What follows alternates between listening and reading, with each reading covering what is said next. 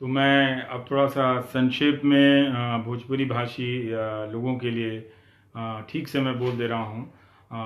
चूँकि आप जानते हैं कि 10 से 15 करोड़ लोग भोजपुरी भाषा के लोग हैं और उनके पास जितना आप समाज में नीचे की तरफ जाते हैं चले जाएं तो सूचनाएं बहुत देरी से पहुंच रही हैं। तो मैंने सोचा कि क्यों ना मैं भोजपुरी बोलने वाले लोगों के लिए, चूँकि ये मेरी मातृभाषा है, उन्हें बताऊं कि क्यों इस वक्त हम सबको अपने व्यवहार में परिवर्तन लाने की ज़रूरत है। तो मैं भोजपुरी शुरू करता हूं। रउआ लोग के हम गोला तनी आशीर्वाद दी हमरा के हम ठीके बानी, छुट्टी पर रहनी है, छुट्टी ले रहनी है कि कुछ पढ़ाई लिखाई कर जाओ, थोड़ा सा आराम और तनी टीवी से तनी दूर रखे के चाहिए। तो अब तो लेकिन कोरोना वायरस के कारण तो कहीं डेरों से ना निकलनी है, बालकनी में लुकाई बनी घरे में। तो खैर, तो ध्यान देवे के बार हुआ लोग इनके कि कोरोना वायरस के कारण एकरा के मजाक में नहीं खेलेवे के। ई बीमारी से लड़े का एक ही तरीका बा कि हमनी के आपन आदत बदल लेहल जाओ। जे भी हमनी के आदत रहे लापरवाही के, केहू के बात ना बुझे के, केहू के बात ना माने के, अब ना चली। तो करे के का बा कि देखी जी, एकर कोनो दवाई नहीं है ना, डॉक्टर के पास कोनो इंजेक्शन धइल बा कि उतर रउआ के इलाज कर दिया रउआ ठीक हो जाए। ई ना होई, केहू के लगे इलाज नहीं है। अस्पताल में जाए के पड़ी, लेकिन अब अस्पतालों कम हो गई बड़ा सन। रउआ जानते बानी कि भारत में अस्पताल की स्थिति तो ठीक नहीं है। नेता लोगों से तो रउआ पूछी ना, कहो वोट देवे गनी तो जात देखनी, तो कभी कुछ देखनी, तो कभी कुछ देखनी, है ना। टीवी पे घड़ी तो रउआ देखते बानी कि कितना डॉक्टर लोग आवत रहे। डॉक्टर लोग तो पहले रहे, तो पहले आ सकत रहे, लेकिन पहले क्या आवत रहे, तो मौलाना आवत रहा सन, पंडित आवत रहा सन, हिंदू मुस्लिम करावे। तो खैर, तो केहू ध्यान ना दिलक। लेकिन कुछ लोग रहे हैं जो पब्लिक हेल्थ पढ़त रहे, वो लोग लिखत रहे अखबार में कि हमनी के जन हेल्थ के सिस्टम बा, अस्पताल के सिस्टम बा, बहुत खराब बा। अरे वो जानते बानी, वो तो नया तरीका निकलल बा कि अस्पताल नहीं बनावत लोग, और में डॉक्टर नहीं भर्ती करत लोग, एम्बुलेंस ले आवत लोग, और उद्घाटन हो जाता। तो कहीं देवे नेता लोग एम्बुलेंस के उद्घाटन करता, तो वो खुश हो जाता नहीं कि हमने कुछो तो देहलक एगो सुविधा।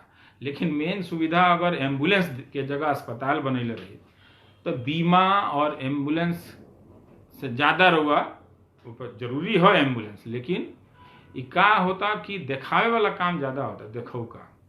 तो अब रहुआ लोगन के पास तो अस्पताल तो नहीं है कहीं भी।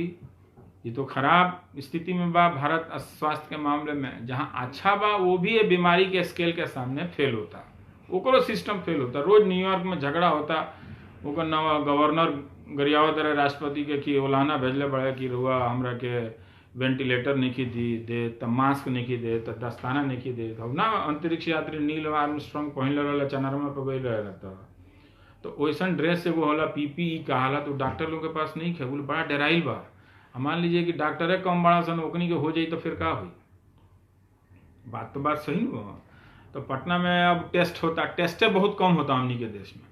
तो टेस्ट के वो किट होला तो कम बा। रउआ बेतिया में, सहरसा में, आरा में, बक्सर में, भागलपुर में कुछ दही बा, वो टेस्ट हुई के बुझनी है रउआ को पता कहीं नहीं। हाँ, तो ऐसे कहे के माने ई बा कि हमनिए के अपना के ठीक रखे के बा। तो हमनिए के अपन डॉक्टर ही सन, हमनिए के अपन अस्पताल ही सन। डराए के नहीं है, डरला के हमें जरूरत नहीं है। डेरा पे रही, कहीं बाहर मत जाई। लब से देखी कि वहाँ पुलिस नहीं है तो चल देनी चौक पर घूमने के लिए। पुलिस कितना जगह रही, पुलिसों नहीं है। बहुत कम आबादी के अनुपात में सिपाही लोग बा, वो लोग तो खैर अलग कहानी बा, दिन रात कहते बा लोग। तो एमे का बा कि डराए के नहीं है, मन तनी मजबूत रखे के बा। कमजोर पड़ जाई, हदस गई, आई दादा ई हाजी हो जाई तो का हुई, इतना आदमी मर जाई हो, फिर हमने के ना बाचल जाई। तो ऐसे कोयला से बीमारी धोल, कमजोर हो जाला आदमी। मजबूत रखे हुआ हमनी के ना हुई। लेकिन कब ना हुई, जब हमनी के नियम कानून के पालन करन। नियम कानून का बा दूगो बा। एगो तो बा कि सामाजिक दूरी रखे के बा। अब देखिए हमनी के सामाजिकता बदलत तनु कि जिए के बाद तनी दूर रहो, लेकिन समाज में रहो। तो दूर रखे का मतलब बा कि केहू के लब जाके हाथ मिला लेनी, गला लग गई, आई जी नजदीक बैठ गई, लगनी सुरती बना के देवे, उ मत करी।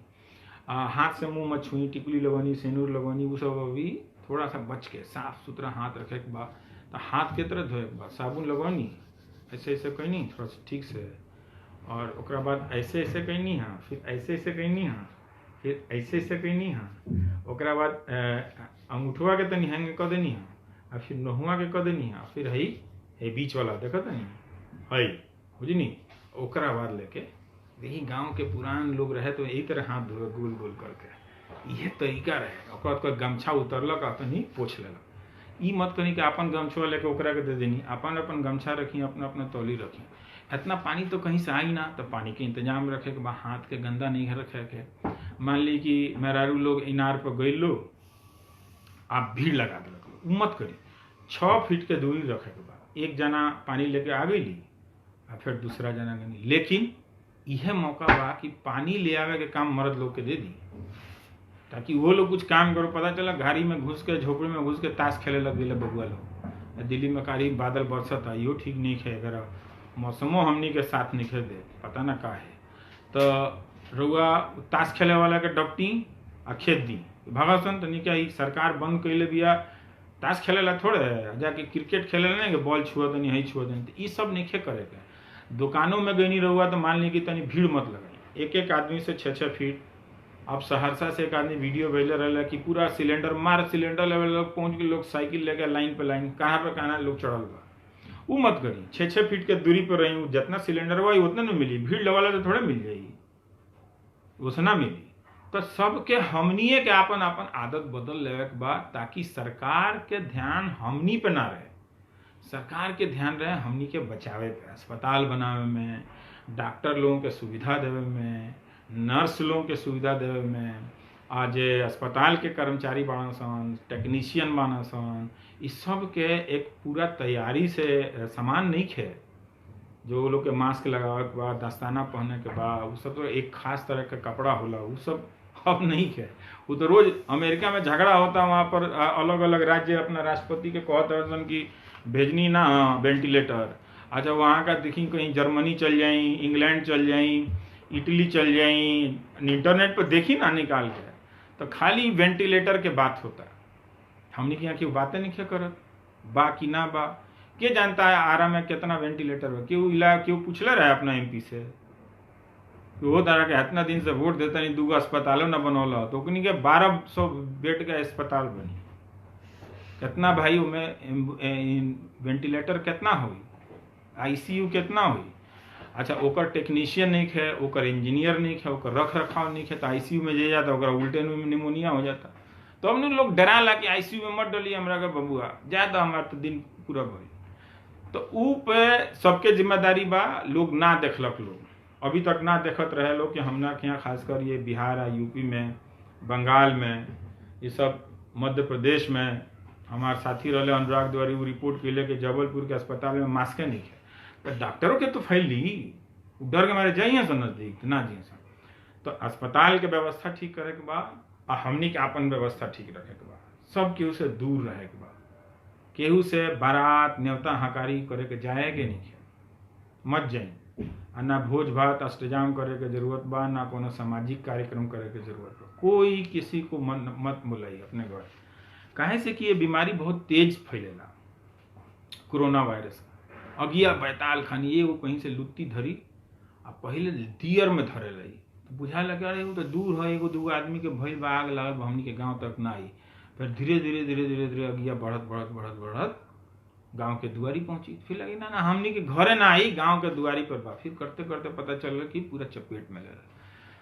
तो जो WHO बड़ा विश्व स्वास्थ्य संगठन, उनकर जो डायरेक्टर बड़ा वो कहले हैं कि 67 दिन लागल दुनिया भर में ये बीमारी 1 लाख लोग तक पहुंचे, 67 दिन में। अब ओकरा बाद देखी कि 11 दिन में 2 लाख लोगों तक पहुंच गई, मैंने डबल हो गई। और ओकरा सिर्फ 4 दिन बीतत नहीं है कि 3 लाख पार कर गई, 15,000 लोग मर गए। तो ये सब डेटा तो बा कि ज्यादा लोग मर गई, तो घबराए के नहीं है, काहे से कि 80% लोग ठीक हो जाता, ठीक बा।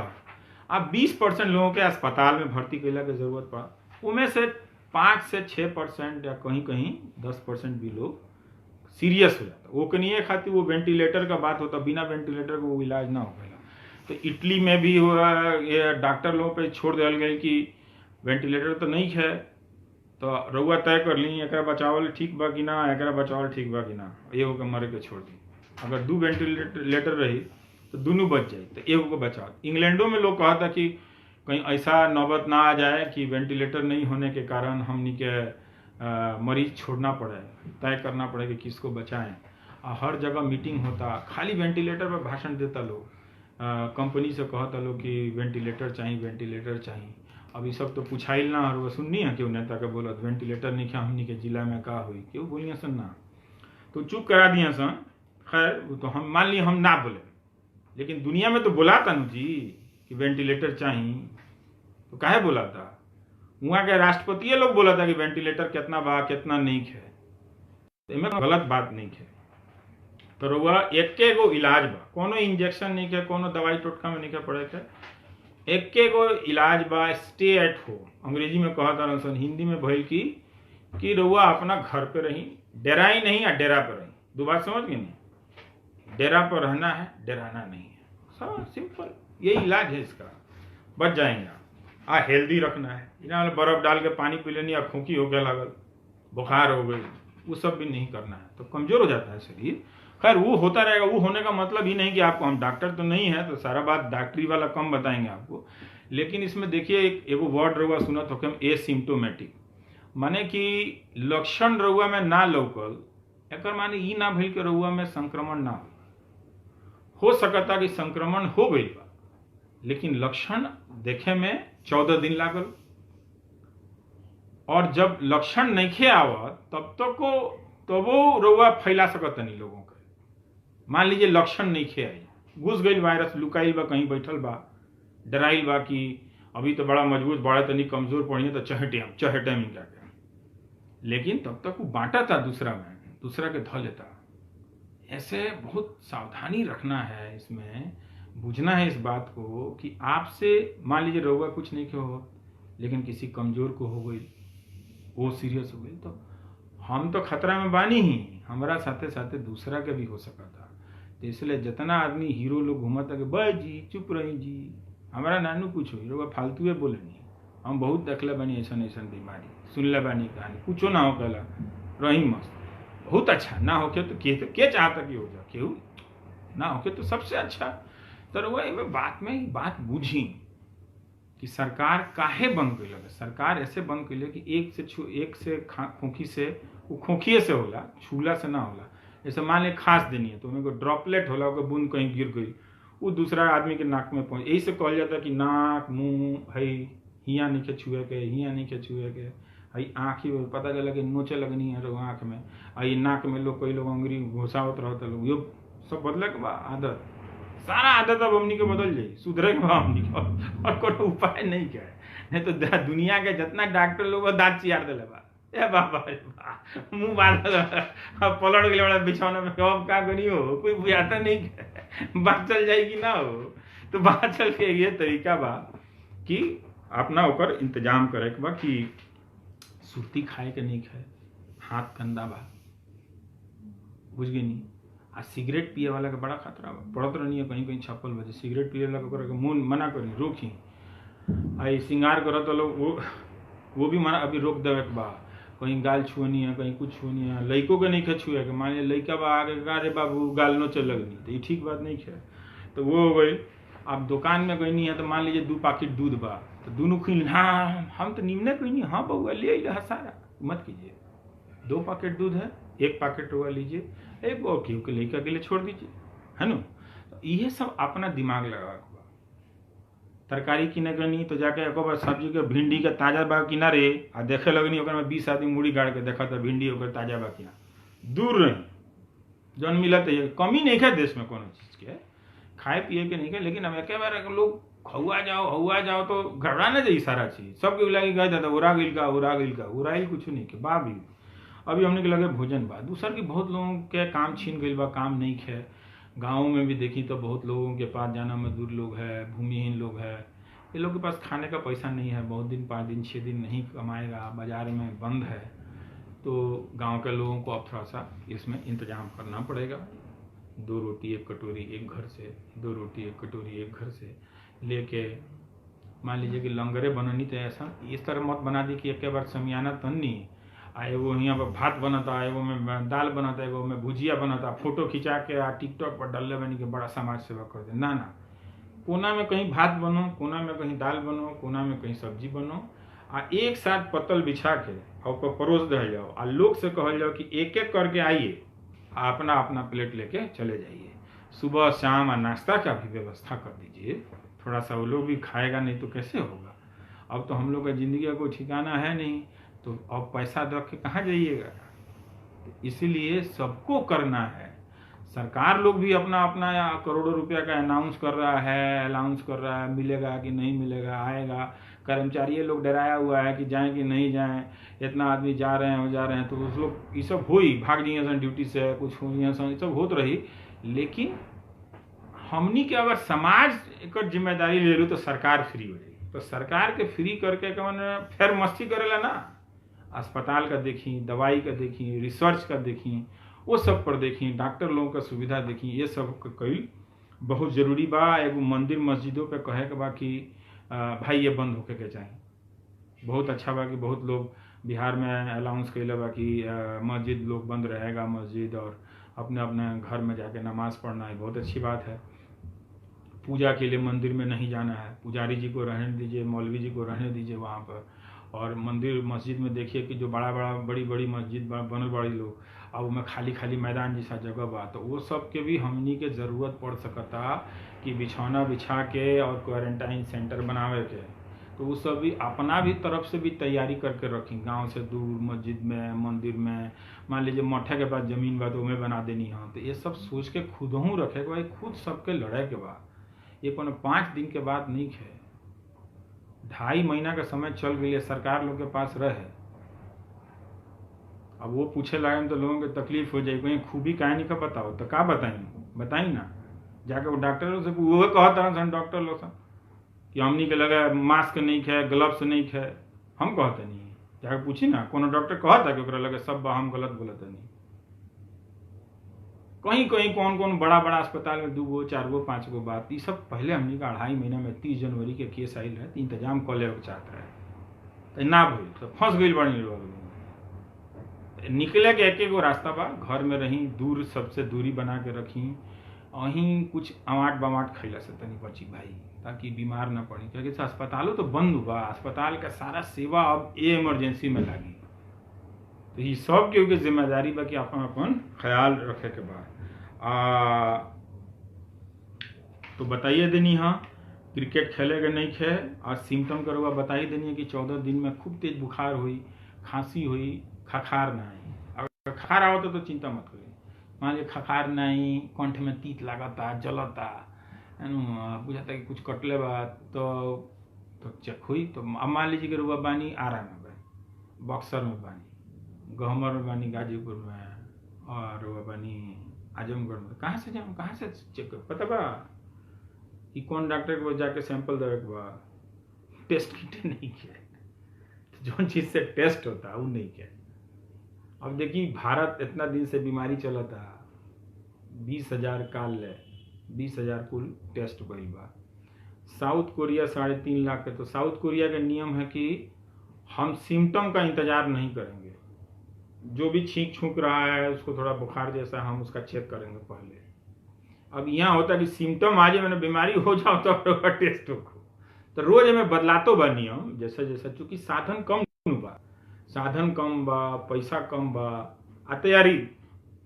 फिर हम आ जाइए ऊपर तो फिर लोग कही कि देखो रवीश कुमार तारीफ नहीं क्या कर, तो कौन सी के तारीफ करी भाई। 30 जन में बताई ना क्या करनी, कहीं नहीं होगा। दुनिया भर में देश में लॉकडाउन तो पहले होता रहे, तो रहुआ 20 मार्च ला कहे ला बैठ के नहीं, हाँ 22 मार्च ला ये पहले कहे ना भाई होगा कि नहीं चाहत रहे। ना पूछी कि वेंटिलेटर बा कि ना बा, दवाई बा कि ना बा, ना छोड़ दी पूछल। डॉक्टर लोग काहे फोन करता फिर हमरा के कि भाई हमनी के मास्क वास्क नहीं खे।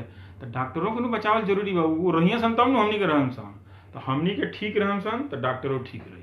तो अब हमनी के ऊपर ये जिम्मेदारी आ गई बा कि हमनी के जे भी घर में बा वो इंतजाम से रहो, ड्रामा मत करो। कोई रिस्क लेने का कोई ज़रूरत नहीं है। हाथ साफ रखना है। पानी कम पड़ेगा, पानी नहीं, अभी तो गर्मी चढ़ेगा तो पानी नहीं मिलेगा। लड़का फैका है वो सब, जैसे चापाकल है। अब गांव में एगो क्लस्टर में 50 घर के क्लस्टर में नेताजी वोट लेने के लिए लगा दिए अपना, उसको चल दिए पटना रहने के लिए, दोबारा देखने नहीं आए। वहाँ काई जमा हुआ है, सब जमा हुआ है, 20 गो मेहरारू लोग, 2 गो लड़का लंगटे खेल तरसन हो जाओ, पहुँच गई बड़ासन पानी भरेला। बुझाता का कहनी है बुझात न बा तो बुझी रहो। तो हुआ पे जाके भीड़ नहीं लगा, एक जना पानी भर के चल गई, दूसरा जना एमें इहो करे के बा कि सारा लोग गगरी मर्द के मुड़ी पर धरे के बा कि वो लोग जाओ लोग भरे, क्योंकि वो लोग के कोनो अब काम नहीं है तो वही काम करे लो, पानी भर भर के ले आओ लो, वो सीनो बदलो, कुछ सीखो लो, तब वो लोग समझी लो कि औरत लोग के कितना काम करे के पड़ा था। तो वो सिम्टम के बाद बा इटली में आप लोग जानते बनी कि 6000 लोग मर गई बा। लेकिन ये जो आंकड़ा हमनी के देखत नहीं सन, बहुत लोग कहता कि 2 करोड़ लोग के हो जाई, तो कहीं 10 लाख लोग मर जाई। मनाई कि ये सब ना हो, लेकिन इंतजाम से रहें न तो उसे लड़ सकता नहीं। हाँ, अब मन के मजबूत रखे के बा, डराए के नहीं है। मन मजबूत रही तो बीमारियों ना हुई। आ झूठ नहीं है बोले। मान लीजिए बहुत सारा लोग बा दिल्ली में देखता नहीं, विदेश से आइल बा, बताते नहीं है, ड्राइवर के मेड के कहते नहीं है, ओकरा का बुझाता वो आइल भी ये काम करती है, ओकरा थोड़ा पता है इटली गई है घूमे। वो जे घूम के आइल ओकरा नहीं बताओ के चाहत रहे कि भाई तू गाड़ी लेके मत ये ले हमरा के, हम चल आओ तनी। अब वो ड्राइवर गई साहब के लेके आइल, ओकरो हो गई, एकरो हो गई। इलाज तो कहीं नहीं है ना, अब तो साहबों के इलाज नहीं है, विधायकों जी के पास कुछ नहीं है, ना एमपीओ जी के पास कुछ बा। तो ऐसे हमनी के झूठ बोलनी सन। बहुत लोग झूठ बोलल, विदेश से आके लुका गई झूठ। ये लोग साँच बोलल रहे तो थोड़ा इंतजाम बढ़िया रही एयरपोर्ट पे, तो इतना अभियो भारत में कम फैलल बा, मनाई कि ना फैले, लेकिन जिस तेजी से फैला था ओकर लक्षण तो बाकी देश में जौन बात होने बा। एगो साउथ कोरिया देखत नहीं कि खूब बढ़िया इंतजाम कैले बा, ओकर पास टेस्ट किट काफ़ी बा, वो बना लेले बड़ा सन। वो तो अब निर्यातो करता, सऊदी अरब के 51,000 किट भेजले बा साउथ कोरिया। हमनी के क्यों नंबरे नहीं के बताओ कि भारत में कितना बा, बिहार में कितना बा, यूपी में कितना बा। अब संतोष जी कशिश न्यूज़ वाले कहत रहा कि 187 एगो बिहार में टेस्ट हुई बा। बताई 12 करोड़ आबादी बा, 187 लोगों का टेस्ट किल में नहीं को।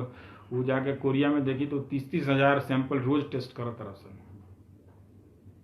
आई लोग एक दिन में 5,000 10,000 करत था कि ना, भगवान जाने के हुए जानत हुई हैं, हम तो नहीं जाना, प्रेस रिलीज में तो नहीं कहते। ये सब तैयारी रखे के बा, जाने के बाद। और ये टाइम आइल बा हमनी के कि हमनी के हेल्थ और पढ़ाई जैसा बुनियादी चीज़ पर ध्यान दी। जात वाला विधायक, क्रिमिनल, लोफर नेता, ये सब से बचे के बा। जो लोग पढ़ाई लिखाई का बात करता है, अस्पताल बनाने का बात करता है, उसका बात कीजिए। ये सब सवाल सीखिए, पूछना समय लगता है। जैसे पहले आप कभी एक समय में आप रोड के सवाल पे सरकार गिरा दिए, एक समय में आप बिजली के सवाल पे सरकार बदल दिए। तो अब ये समय आया है अस्पताल का पूछने के लिए। अब नहीं बनाए तब आप फुटबॉल के मैदान में बना रहे हैं, कहीं खाली होटल देख रहे हैं उसको बना रहे हैं, है ना। बनाए होते तो पहले होता, कहाँ बनाए हैं बताइए। आज जो बना है वो कहीं ढंग से चालू नहीं हुआ है, कुछ कुछ चल रहा है, ऐसा भी नहीं है, लेकिन बहुत खराब स्थिति है। तो उसकी चिंता नहीं करनी है, अभी तो वो ठीक नहीं होगा। अभी हम सबको अपना अपना को ठीक करना है। तो ये बात कहे के रहे, बड़ा देर से खा में डांट दुखा गई हमारे, खड़ा खड़ा बुझाता कि छुट्टी पे रहनी है तो अब कितना दिन टीवी में आदमी घुसल रहो। लेकिन बहुत लोग कहलक है कि भाई खाली फेसबुक पर लिखा तो नहीं रहुआ, तो आके कहीं, तो हम सोचने की भोजपुरी के लोग के कहीं कि भाई इंतजाम से रहे के बाद घबराएगा नहीं है। दिल्ली के पत्रकार के चक्कर में नहीं पड़े, तो कोनो सवाल नहीं पूछत सन सरकार से। लिख के दी हमरा के रुआ पत्रकार ही तो सवाल मत पूछी कि अस्पताल में डॉक्टर नहीं है, लिख के दी। क्या अस्पताल में दवाई है ये पूछना आपका काम नहीं है? नहीं पूछेंगे, फिर दीजिए लिख के। क्यों नहीं पूछा गया? इतने सारे डॉक्टर आ रहे थे 10 दिन पहले तक, उन लोग के सारा लोग के जाके निकाल के देखी रिकॉर्डिंग, केहू नहीं के कह कि भाई ये इंतजाम करना हमको, ये हमारा अस्पताल में नहीं है, हमारा अस्पताल में नहीं है। काहे नहीं के कहे के चाहे कि ना कहे, हमको ना बाउर कहते नहीं, बुझात नहीं है बड़ा लोगों के। हमरा कह दिले से सब गड़बड़ा जाता। तो दिखाई ना हमरा के, जब हम कहते नहीं कि भाई वेंटिलेटर नहीं के तो दिखाई कि रउआ झूठ बोलत नहीं, देखिए हमरा लगे वेंटिलेटर बा, तो हम फिर चुपा जाए। हाँ भाई रउआ सही कहते हैं।